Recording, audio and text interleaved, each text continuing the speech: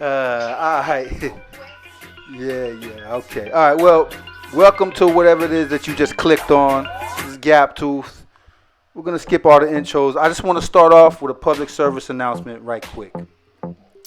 People, men in particular, stop referring to other men's perceived weakness as a PUSSY. And I'll explain why. And this is a good lesson in general about our society today. Okay, so look. First of all, look at everything that a PU goes through in life, right? I'm gonna say, in any other circumstance, it will be described as abuse. You know what I mean? But why is it not considered abuse, what a PU goes through in life? Because the thing itself is built for war. It literally eats violence for breakfast, lunch, and dinner, and will ask you for more. That's tough. That is tough. Okay? Second, okay, obviously it push out babies, right? Whole head and shoulders and everything. What man can do that? That is tough. Also, it stretches. It stretched this way so, it stretched that way so. Some of them you can stretch a whole dance routine inside it. Karaoke and all of that. You look at some of this extreme dance hall like daggering, the way they dance and, man get up on a ladder and fly down into some pom pom, right? That is WWF, World Wrestling Federation style. That is amphitheater. Listen to this. It's an amphitheater style presentation of sports, right? They do the WWF in huge amphitheaters. This is amphitheater style sport presentation surrounding pom pom alone. Now you can say what you want, but that is tough. That's tough. Now in comparison, if a woman goes up to any man and just flick his marble one time, left side, right side, doesn't matter. He's laid over, bent up in pain. His eyes are full of water. He's cursing up a tsunami. He's ready to cry. He looks like the one who's about to have a baby. From a flick. A flick. So which one is tough and which one is not? Right? And this same misperception, this same statement that to be weak is to be a PU and not a testy, right? Gunshot get some pussy while clean shave. It's against all logic, but it's a statement against proof, against all logic, but it's an everyday statement. Don't be such a PUSSY, right? And this is how our society is running. Everything is inverted. Even this is how society treats thinking. So those who self-educate are considered crazy. Those who accept the program and watch the news and follow the trends and this and that, they are considered sane. By the way, please press the like button and the subscribe button if you can hear my voice. Even if it's not on your computer or whatever, just move the person over. Go ahead and press like for me. Thank you. Now, all right, look, it's like this. Have you ever seen a old school TV dinner? Have you ever seen an old school TV dinner? Like old school TV, yeah. Okay, old school TV dinner, okay. It's basically like a frozen cafeteria tray. Okay, they come in a box, except like it's custom made, so it's like everything's creviced out. So if like you have broccoli, there's like broccoli shaped crevices where the broccoli fits perfectly, So the broccoli fits perfectly here, and the meat fits perfectly in a meat shaped crevice in the tray, and the potatoes fit perfectly in the potato crevice of the tray, and everything fits perfectly, and everything fits just right. That is how people are taught the way that the world looks.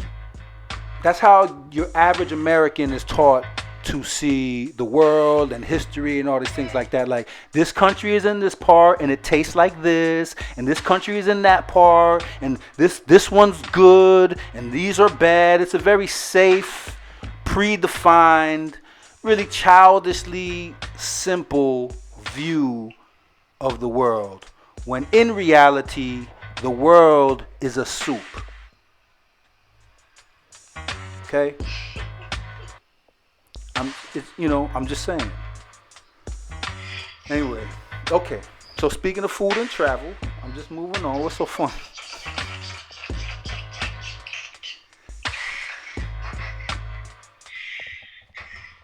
I don't know what.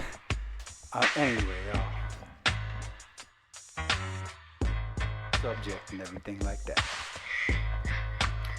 The Japanese place down the street that I was ordering food from, it's only been open for a couple of months, and they already have a under new management sign up.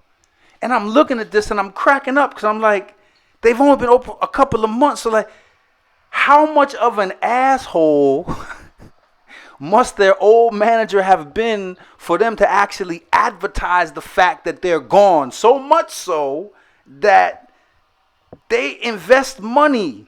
Like, hey, as long as we let people know that this fool is gone, we can make this money back. Like, I just thought that was hilarious. It's only been open a couple months. So who left? Like, I wish I would have met that manager. Sometimes, hey, listen. Okay. Speaking of food and travel, you know how people curse? They be like, boy, sit your SpongeBob, square head, square pants, toaster-shaped head, ass down. Looking boy down. You know what I'm saying? In that spirit, all right, this dude, we was having a political conversation on Facebook just about politics. You know what I'm saying? It's supposed to, I know what it's supposed to be and what it's not, but I'm just saying, in my mind, we're having a reasoning and a discussion. This dude who disagree with me gonna go, oh, and this guy has the nerve to make hip hop music. And this dude wasn't even, so I'm like, what? What does that have to do? Like, now you attacking my life's work. You know what I mean? Like, this dude just attacked my life's work. Don't know me. Don't know my music, don't know my body of work. You know what I'm saying? So I got at him in the messages. Private, went to a private, respectful conversation, man to man, and just I realized he was a proud Mexican and things like that. So I happened to mention that he should be next time he spread his taco eating lips. To shape his talks to say my name, you know what I'm saying? He need to do some research first, you know what I'm saying? Now, okay. Now, if somebody said to me, oh, you watermelon eating fried chicken, well, for me, you more have to say, like, you jerk chicken smelling, But if you called me a jerk chicken smelling, banana boat, coconut eating, whatever, I would just laugh. You know what I'm saying? I would laugh, and I would return with, oh, you Chipotle, looking, you know what I'm saying, or whatever, sombrero shaped ass, mira, underlay, whatever. We could go back and forth like that. Apparently he didn't get it. But, that's what, so I wasn't being racist. So anyway, food and travel. And shout out to dude, whoever, I don't even know what your damn name is, you know what I mean? But shout out to you, and next time you disagree with another man, don't go disrespecting his family or his life's work or none of that stuff like that. Just stay on the topic, Well, that's what I'm saying about people who see the world as TV dinners and other people who know it's soup. You got to really be able to just it's not as simple, cut and dry. In real life, the broccoli doesn't fit into the little cutout broccoli sections like that. It doesn't work like that, Anyway. Speaking of Japan, we went to Japan. Oh man, this is a crazy story. All right, y'all ready for this story? This is the story of welcome to the story section of the show, and I'm proud to present. All right, I shut up. Yeah, man, I shut up. All right. So look, We're touring. We're doing the Rise Up, the album Rise Up. Zephaniah Rise Up album. We out in Japan. Shibuya. Shibuya is dope. Shibuya, you throw a rock, you hit a record store. They got record store. We went to one record store, small tiny record store. They only sold, listen to me, only sold Bay Area hip hop. It was a record shop that majored in only, when I say only, I mean only Bay Area hip hop. So they're just record stores, hip hop, music, crate digging everywhere, fashion, you know. Just it was awesome. So we get there, the people there show us a good time. They take us around, they take us to places to eat, everything. I think we were there for like 5 days, and the fourth day was our show, and like the fifth day we leave, something like that, right? So the first 3 days they're taking us around and being extremely hospitable and great. We had a great time. So the day of our show, it's another one of those days they're taking us around. We're kind of, we're like, huh. We go into the smoke shop just out of curiosity. Go into the smoke shop where they sell like bongs and whatever, stuff like that, tobaccos and all stuff like that. So there's this hippied out, Japanese dude standing at the counter and under... Oh snap. So underneath him in a glass case are these signs, and it says like LSD, MDMA, or what people know as ecstasy, MDMA, LSD, heroin. I don't know. It just says all type of crazy like stuff under these signs. He's just standing over it like a sentry, like just stone faced. So we walk up to him like, yo, man, what's this? And he's like, oh, he points to a sign, and the sign is like, they're not allowed to really like sell you and tell you what they are, But I'm like, do they work? And he was like, So the guy tells us that our guide, who's connected to the show, who's been guiding us around, he tells us, man, listen, they really, really work, but do me a favor. If you get some, don't take them until after the show. Shit, I ain't taking these things at all, you know what I mean? But we go ahead and get them just on some novelty. Just novelty, yeah, let's get two of these, you know what I mean? So we get back to the hotel, and, we got a lot of time to kill or whatever. And my man takes it, just take, see what happens kind of thing. Next thing you know, my man is bugging out. Like we gotta separate. He gotta go. The rooms are too small as it is already, so it's already like claustrophobic. You know what I mean? So man, you're bugging out. Like his eyes started. I don't know. He was bugging out. He called me on the phone like, whatever you do, don't do jumping jacks in front of your mirror. And I was like, what? So anyway, I just let it all rock, right? So we're getting ready. We're getting ready to go to this show. And so my DJ calls me, and he's like, hey, your man is really, he's bugging out. Like he's in his underwear running up and down the hallway. And I'm like, what? So I go out and I find my man. I'm like, what are you doing? And he's like, oh man, I'm just, that stuff is. I'm like, why did you take the stuff? I just was going to bring it back home and like put it in a frame or something. Like, yeah, this is what I got from Japan. Look at this crazy thing. So, I remember. So, okay, boom, go your room, go get dressed. Come on, man, we gotta go. We're here to do a job, So I tell the guy like, oh, I remember like when I was a kid. Like I remember, in order to get rid of a bad high, they said all you had to do was eat peanuts and drink orange juice. So we go outside with this dude. He's walking like he's on stilts with roller skates on him. People are staring at us like crazy, but we're on this mission, right? So we go into this like 7-Eleven type store, and it's bright, and it's got Japanese writing everywhere, and like you can't read nothing, and you can't. Fruit is weird in Japan, right? Like it's hard to find fruit. Like extremely expensive. So can't find fruit.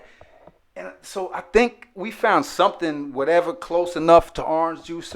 I don't even remember. But finally, we decide, okay, let's go to the venue, get ready to do the show. Because all our stuff was there already. So we make our way to the venue, start crawling through the crowd. They see us coming. They start bringing us, come this way, follow us, We're going through the crowd. And I'm seeing on the floor, I'm stepping over people. There are people who are passed out on the floor who had obviously also been to the same shop we had been to. Because they were, I'm looking in like corners, dark corners, and there's people just bugging out. I'm like, whoa, what is going on? Anyway, so we get to the back hall. It's a big club. We get to the part where the stage and the crowd is. We get back there, and basically the Japanese version of Fishbone in their prime are live on stage. I mean, the dude got the keyboard and the stand somehow connected to his belt, and he's flying around with the keyboard in the sky. The bass player is doing backflips while he's playing. The drummer looked like Shiva, got 6 arms just playing.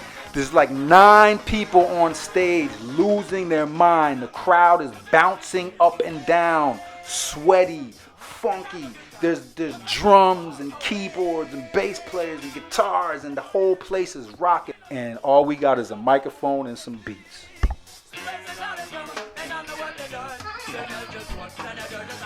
Oh man, we watching this band going, what are we gonna do? Alright, well, you know what I'm saying? We soldiers, we gotta soldier it out. The show must go on, you know what I mean?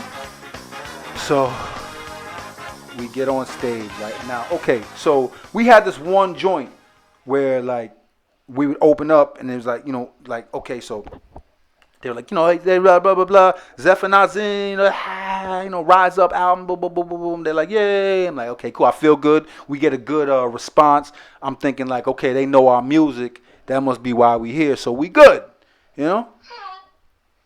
And I would come out with this, for the what was it? Come one, come all. I think we opened up with Come One, Come All. So I'd come out like spitting. I was coming out like question. When's the last time you touched essence, reflected 3 minutes and some seconds? Who are these rap cats y'all repping? Is there starch in they flag? When's the last time you checked it?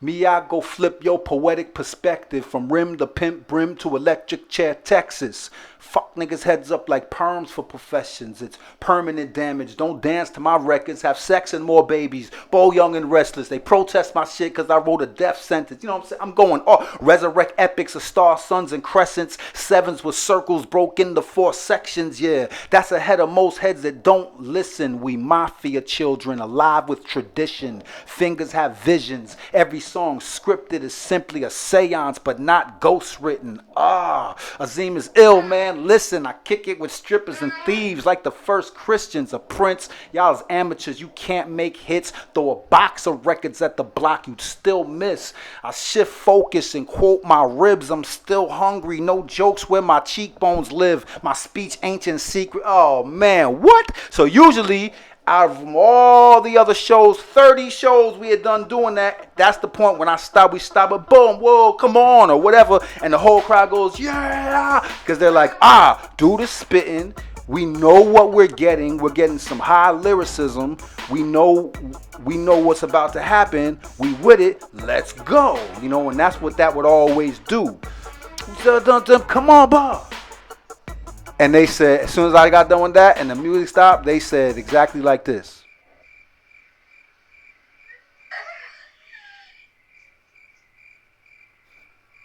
And I turned around, I looked around. What? I mean, did I piss myself and not know it? Like, I said, how y'all feeling out there? Make some noise. They said,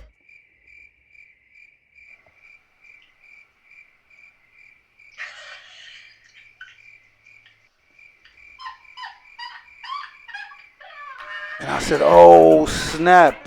Holy shit, wait. I said, oh snap. These people do not speak English. They have no idea what I'm even saying. Because at least at least with hip hop, at least, you learn little tricks like, oh, people on this side, people on that side, people in the back. You can at least work out some crowd participation, get the people involved, have them singing the chorus with you, so you can cover up the fact that you don't have 9 people on stage doing backflips. But without that, we were just naked and high and speaking Russian, and is just, oh my God. So we go on with some more shows. They're just staring at me like I'm an oil painting. And then as I'm because I had this thing, like I used to always see the stage whenever I perform. I'd look at the stage in 3 levels: the lowest level, the mid-level that you regularly stand on, and then whatever another level, a higher level, which is usually standing on top of the stacks or whatever the thickest speakers were. And if you couldn't find the thickest speakers, then you'd have to get up on top of the DJ's table or something. There's always something on stage that's higher than the regular stage. Or I'd bring a chair out if I had to and stand up on to create the 3rd level. And I would work all 3 levels, because to me that's heaven, earth, hell. That's how I write a lot of my lyrics, but that's a whole nother story. So I would work heaven, earth, hell on the stage, in my performance. So I'm rhyming some song, maybe like the 3rd song or so, and I realize that there's iron work welded into the side of the wall that goes all along the wall to the back. It's like really expensive, done like iron, like swirls, and just like on this wall, like a huge wall, side of the wall of the club. And I feel it a little bit, pull on it, feels tough. And, I'm in the middle of the song and I start climbing, holding the mic with one hand and climbing on the side of this wall with the other while I'm rapping. And it hung over, it went up to the ceiling a little bit. So I'm climbing on it on some punk rocks now. I'm climbing on it and I'm holding on with one hand and one foot, and I'm hanging over the audience while I'm rapping. That did it for them. They loved that. That was it. So that's the only thing about the show they remember. Thank God. That saved us, right? So we still, but I'm still like, man, that was like the worst show. That felt worse than my first show ever. You know what I'm saying? Like that felt so terrible. Like, I'm like, oh man, I need some water. There was no water on stage. So I start making my way through the crowd, while Zeph is putting his records and his equipment away. Me, I'm rhyming. I ain't got no equipment to put away. I didn't bring no mic. So I just walk off the stage. So I'll be back. Walk off stage. And I start going toward the crowd to get water.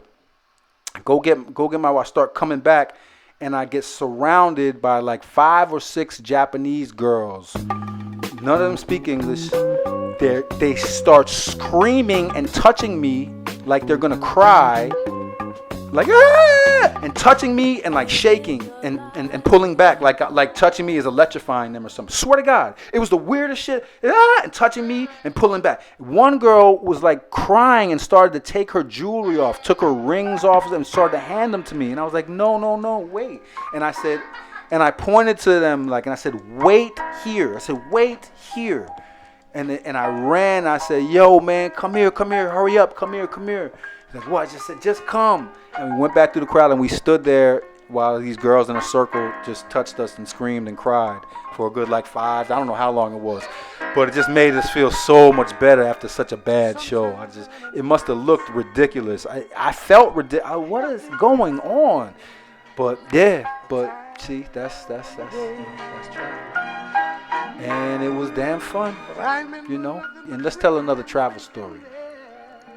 All right, this is for all my street smart cats out there, right?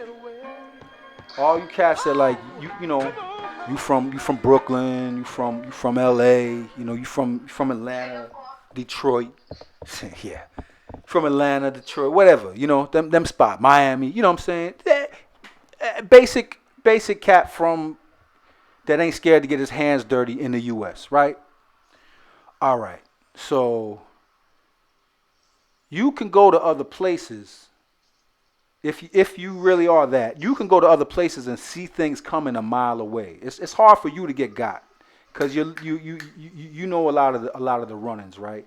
You ain't no tourist no matter where you go, or it's not supposed to be. If you a real cat, like it don't matter if you in Jamaica, Trinidad, Senegal, Morocco, India, you know you amongst your own, right?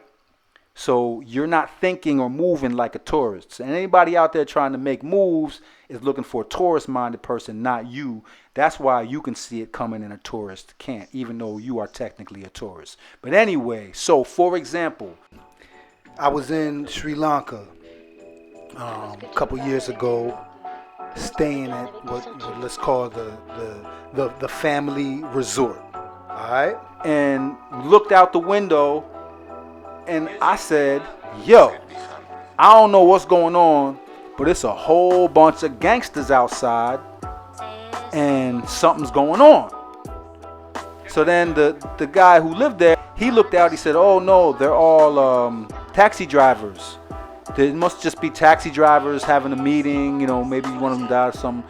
So I looked back out the window and for 3 seconds, and I came back and I said, no. Those are gangsters. I know gangsters when I see gangsters, and them dudes is gangsters. And he chuckled at me. Everybody chuckled at me. And that was that. We go to the beach, right? Go to the beach, and we're on the beach. My man looked like he walked out of a time machine. Dude looked like Swami Jarami. He walked straight out of, 2000 BC India, wrapped up in some thingalings. I don't know what he was wrapped up in, and tall dude, tall wizard looking cat, right, with a monkey on his shoulder, and comes right up to us. Hey, the monkey comes down, does his little 1-2 trick, pats us on it, jumps up on my lap. I'm like, yo, homie, it ain't cool, cause I don't want to. I got a thing about monkeys now because of when I went to India, because with the pink asses and all that, I just can't, don't get, plus they might got fleas, he might bite you. I don't know. I'm not, unless I personally know the monkey, I don't want him sitting on my lap.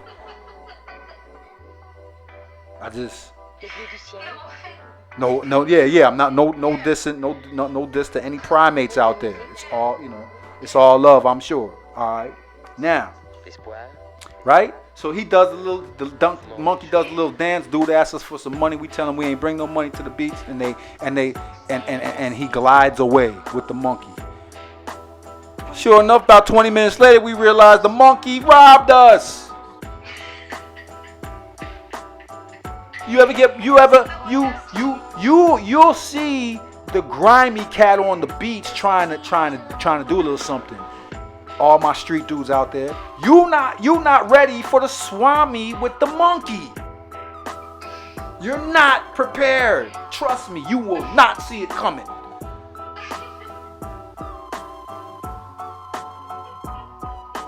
So,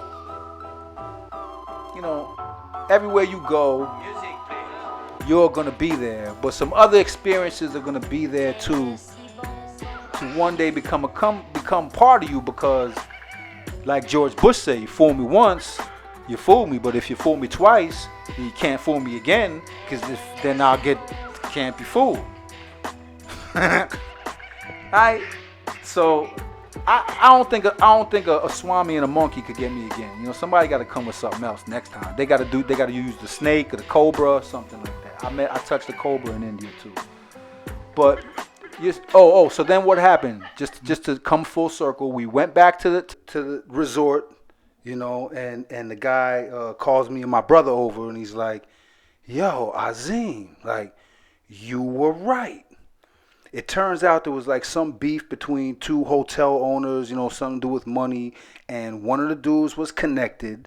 He called up, the mafia, and these guys was out there making a move, so much to the point that the police showed up in vans and blocked both sides of the street and was like, aggressively rounding these guys up and throwing them in the vans. And I'm like, I told you, like, I know gangsters when I see gangsters. I'm not, super thug or nothing like that. All I'm saying is I could tell by their body language. Like in my mind, I'm like, that dude's a killer. that dude is a killer. I can just tell by the way they stand. I'm like, these are not taxi drivers. This is what I mean, ladies and gentlemen, by the world is actually a soup and not a TV dinner. And it's there for you to enjoy. Don't let other people define it for you. I want to shout out our sponsor, Adonis Pena, Rare Gem Miner, our jeweler from another moolah, Big Baller Koala. Don't forget, everywhere you go, you'll be there waiting for you, along with a few lessons to add. This is Gap Tubes. Peace and love, y'all. We out.